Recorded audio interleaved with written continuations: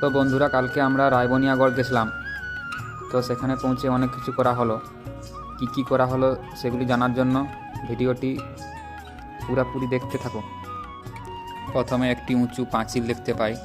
এই পাঁচিলটি অনেক বড় ছিল। এর পাশেই ছিল একটি বড় খাল। তাই এত বড় পাঁচিল ও খাল অতিক্রম করে এখানে আসা প্রায় দুঃসাধ্যকর ছিল।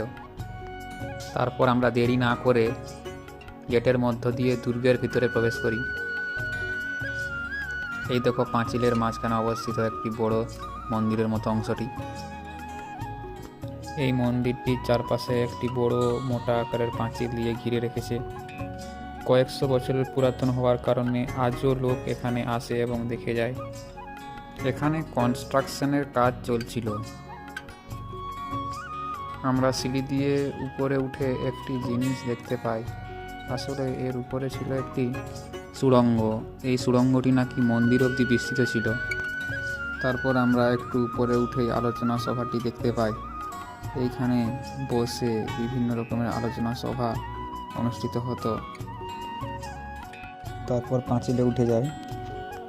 এই পাঁচিলের উপরে সহজেই হাঁটা হচ্ছিল এবং আমরা এখানে কিছুক্ষণ বসে এখান থেকে নেমে পড়ি। কিছু লোক এখানে পিকনিক করতে এসে ফটো তুলছিল এবং এর ডান দিকে ছিল একটি পুকুর। এই পুকুরের জল নাকি খুবই শুদ্ধ ছিল।